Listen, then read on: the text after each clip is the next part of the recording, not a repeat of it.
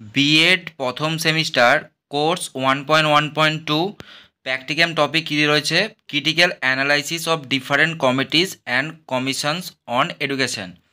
এই প্র্যাকটিক্যামটা তোমাদের কাছে আমি তুলে ধরছি, যেরকমটি লেখা রয়েছে তোমরা সেরকমটাই লিখবে। প্রথমে দেখো সূচিপত্রটা এরকম হবে, সূচিপত্রটা তোমরা একবার দেখে নাও। এরপরে দেখো, এরপরে রয়েছে ভূমিকা বা ইন্ট্রোডাকশন।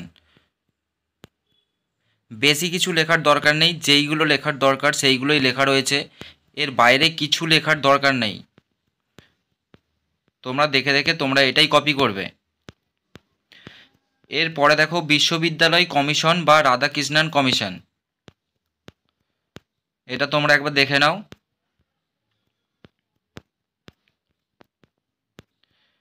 তারপরে দেখো বিশ্ববিদ্যালয় শিক্ষা কমিশনের সুপারিশ। তোমরা হাতের লেখা অবশ্যই বুঝতে পারছো আশা করি, পরিষ্কার পরিচ্ছন্নভাবেই লেখা রয়েছে। এভাবে পয়েন্ট করেই লিখবে, যেভাবে লেখা রয়েছে সেভাবেই তোমরা লিখবে। আর তোমরা বেশি ডিজাইন করতে যাবে না, খুব সহজ সরলভাবে লিখবে, তাহলেই হবে। বিশ্ববিদ্যালয় কমিশনের সমালোচনা, এটা একবার দেখে নাও তোমরা।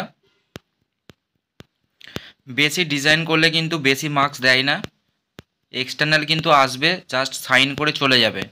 তাই ডিজাইন করে সময় নষ্ট করবে না তোমরা। এরপরে দেখো মাধ্যমিক শিক্ষা কমিশন বা মুদালিয়ার কমিশন, এটা তোমরা একবার দেখে নাও।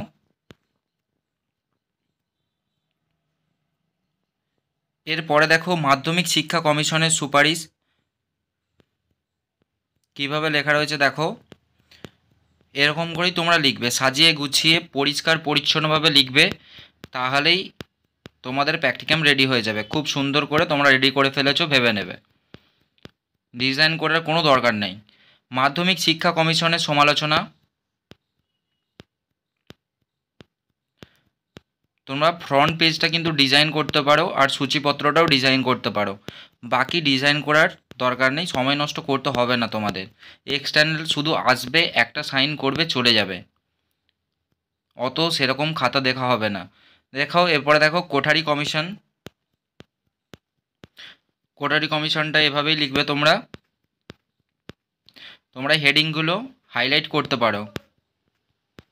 এরপরে দেখো কোঠারি কমিশনের সুপারিশ, এই যে এই হেডিংগুলো তোমরা হাইলাইট করে ভালোভাবে সুন্দর করে করতে পারো, আমি নর্মালভাবেই করে দিয়েছি, এটা তোমরা একবার দেখে নাও। এরপরে দেখো কোঠারি কমিশনের সমালোচনা,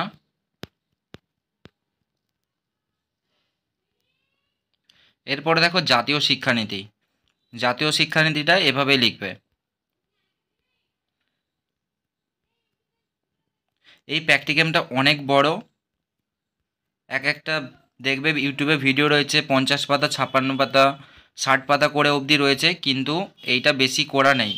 এটা 19 পাতার মধ্যে যেটুকু দরকার সেইটুকুনি লেখা রয়েছে, খুব ভালোভাবে সহজভাবে উন্নত মানের ভালোভাবে করে দেওয়া হয়েছে। এর বাইরে তোমরা কিছুই লিখবে না, লিখে অযথা তোমরা সময় নষ্ট করবে না, বারবার বলা হচ্ছে একদম অযথা সময় নষ্ট করবে না। এরপরে দেখো রামমূর্তি কমিটি, তোমাদের কাছে কিন্তু সময়ের মূল্য এখন অনেক, তাই অযথা তোমরা সময় নষ্ট করবে না, যতটুকু দরকার ততটুকুই তোমরা কাজে লাগাবে।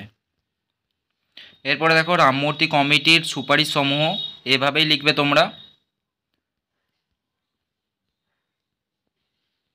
এরপরে দেখো রামমূর্তি কমিটির সমালোচনা, যেভাবে লেখা রয়েছে সেভাবেই তোমরা লিখে যাবে, তাহলেই হবে। একটু পরিষ্কার পরিচ্ছন্নভাবে লিখবে, ব্লু অ্যান্ড ব্ল্যাক পেনের বেশি অন্যান্য কালি তোমরা ইউজ করবে না, কিন্তু পয়েন্ট যখন করবে তখন তোমরা হাইলাইট করতে পারো। এরপরে দেখো উপসংহার, এরপরে দেখো শেষ পৃষ্ঠা রয়েছে গ্রন্থপুঞ্জি, গ্রন্থপুঞ্জিটা অবশ্যই দেবে তোমরা, গ্রন্থপুঞ্জির ওখানেই কিন্তু স্যারেরা দেখে, এর গ্রন্থপুঞ্জিটা অবশ্যই তোমরা দেবে।